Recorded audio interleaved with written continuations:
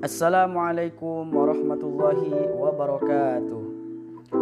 Alhamdulillahirabbil alamin, amma ba'd. Perkenalkan, nama saya Alwi Ramadan. Saya mahasiswa semester 5 dari Sekolah Tinggi Ilmu Tarbiyah Al-Amin, Kreo, Tangerang, Banten. Pada pembuatan video kali ini, saya akan memenuhi tugas daripada ujian akhir semester di kampus saya dengan mata kuliah Teknologi Pendidikan. Dan pada kali ini saya akan memaparkan sebuah materi yang berjudul konsep media pengajaran. Konsep media pengajaran. Yang pertama, kita harus mengetahui daripada pengertian konsep. A. Pengertian konsep. Konsep ialah istilah yang bisa digunakan untuk menggambarkan secara abstrak dari suatu objek untuk tujuan mengklasifikasikan ataupun mengkategorikan suatu kelompok dari suatu benda serta gagasan ataupun peristiwa. Konsep juga dapat menyatukan sejumlah benda seperti gagasan, peristiwa maupun fenomena menjadi satu kesatuan. Sehingga dengan sebuah konsep bisa menyebutkan beberapa benda, gagasan, serta peristiwa ataupun fenomena dengan lebih simpel.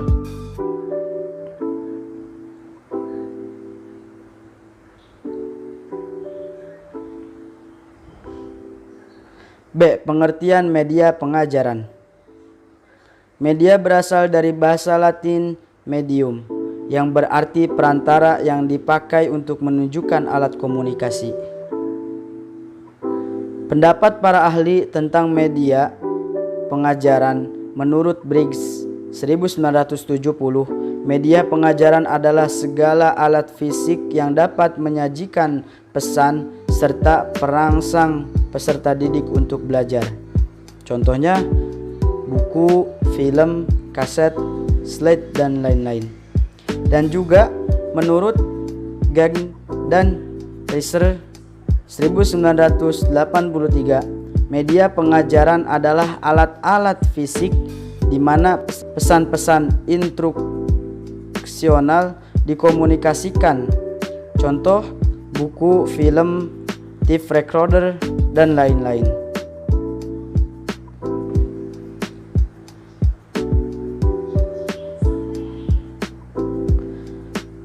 Di antaranya manfaat media pengajaran dalam proses belajar siswa, yaitu yang pertama, pengajaran akan lebih menarik perhatian siswa sehingga dapat menumbuhkan motivasi belajar. Dan yang kedua, yaitu bahan pengajaran akan lebih jelas maknanya sehingga dapat lebih dipahami oleh para siswa dan memungkinkan siswa menguasai tujuan pengajaran yang lebih baik. Nah, terus yang ketiga, metode mengajar akan lebih bervariasi, tidak semata-mata komunikasi verbal melalui penuturan kata-kata oleh guru. Nah, sehingga siswa tidak bosan dan guru tidak kehabisan tenaga, apalagi bila guru mengajar untuk setiap jam pelajaran. Kan capek juga, guys.